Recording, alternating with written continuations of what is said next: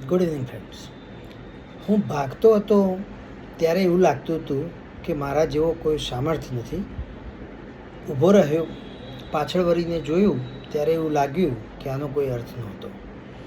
એટલે ઘણી વખત એવું થતું હોય છે કે ખૂબ કામ કરીએ અને at the end of the day અથવા અમુક વર્ષો પછી આપણને એમ લાગે કે સારું ઘણું બધું કામ થઈ ગયું છે અને આટલું બધું જરૂરિયાત નહોતી. 65 વર્ષે કે જ્યારે આપણે બેસીએ શાંતિથી ત્યારે વિચારીએ કે ખૂબ કામ કર્યું. હવે આમાં કેવું છે કે ઘણી વખત આટલી દોડમાં આપણે આપણા માટે સમય કાઢવાનું ભૂલી જઈએ છીએ. આપણે આપણા માટે સમય કાઢી શકતા નથી. આ કેવું છે કે પૈસા કમાવા એવી વસ્તુ છે કે જેમ પેલી કહેવત છે કે દારૂડિયો દારૂને પીતો નથી પણ દારૂ દારૂડિયાને પીવે છે. એટલે એવું છે કે પૈસામાં એવું છે કે શરૂઆતમાં આપણે જરૂરિયાત માટે અર્ન કરતા આવીએ છીએ, પૈસા કમાતા આવીએ છીએ, પણ પછી એની દોડ એટલી બધી હોય છે કે આપણને ખબર નથી હોતી અને પૈસો આપણને દોડાયા કરતો હોય છે કે ભાઈ ટાઈમ ટુ ટાઈમ કન્સલ્ટિંગમાં આવી જઈએ, સવારે 9 વાગે આવી જઈએ, 2 વાગે ઘરે જઈએ, 2 થી 4 રેસ્ટ કરીને પાછા 4 વાગે આવીએ કે 5 વાગે આવીએ, રાત્રે 8 થી 9.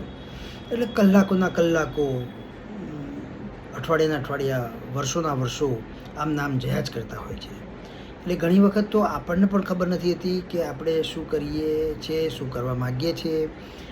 એવી સિસ્ટમમાં આપણે ચાલતા આવીએ છીએ કે ઘણી વખત સિસ્ટમ આપણને ચલાવતી હોય છે કે સિસ્ટમ એવી સેટ થઈ ગઈ હોય કે સવારે 9 વાગે એટલે આપણે અહીંયા બેસી જઈએ, પાછા 2 વાગે જઈએ, 4 વાગે આવીએ, 8 વાગે આવીએ. આ સિસ્ટમ આખી ગોઠવાઈ ગઈ હોય, આપણને ખબર ના હોય, પણ 9 વાગે એટલે આપણે ફટ દઈને ગાડી સેલ મારીને આવતા રહીએ.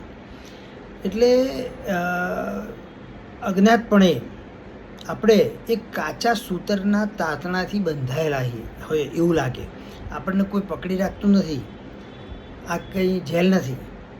અને વી આર હ્યુમન બિઈંગનો મતલબ જ એ છે કે હ્યુમન બિઈંગ એટલે એ સ્વતંત્ર છે. સ્વતંત્ર જીવવા માટે એને કોઈ કશું કહે નહીં. એની જ્યાં ઈચ્છા હોય ત્યાં મરજીથી જઈ શકે. પાળેલો સિંહ હોય સર્કસનો તો એને ટાઈમ ટુ ટાઈમ પાંજરામાં આવવું પડે. ટાઈમ ટુ ટાઈમ પાંજરામાંથી એને ખાવા માટે છોડે કે ફરવા માટે છોડે, પણ એ પાંજરામાં હોય, ભલે સિંહ હોય પણ સર્કસનું સિંહ. આપણે સર્કસના સિંહ નથી થવાનું. આપણે હ્યુમન બિઈંગ છીએ. આપણને કોઈ પાંજરામાં પૂર્યા નથી, પણ છતાંય કાચા સૂતરના તાતણાથી જેમ બંધાયા હોય એમ કોઈ કહે નહીં, છતાંય આપણે ટાઈમ ટુ ટાઈમ આવી જઈએ છીએ. That is discipline. પણ એવું નહીં કે કોઈક વખત આપણને એવું થાય કે ના નથી આજે જવું, કંટાળો આવે છે, લેટ જવું છે, વહેલા નીકળી જવું છે, તો એવું નીકળી જવું જ જોઈએ. કારણ કે આનો તો કોઈ અંત નથી. આ ભાગ એવી છે, ભાગદોડ, કે એનો કોઈ અંત નથી. અને જેમ મોબાઈલમાં નથી હતું કે સ્ક્રીન ટાઈમ, એવો સ્ક્રીન ટાઈમની જેમ આપણને પણ એક મી ટાઈમ એવો નોટમાં આપણે નોંધ કરવો જોઈએ કે ભાઈ આખા દિવસના અંતે આપણને આપણા માટે કેટલો ટાઈમ કાઢ્યો, મી ટાઈમ. આખા અઠવાડિયાના અંતે આપણા માટે કેટલો ટાઈમ કાઢ્યો, ધેટ્સ મી ટાઈમ.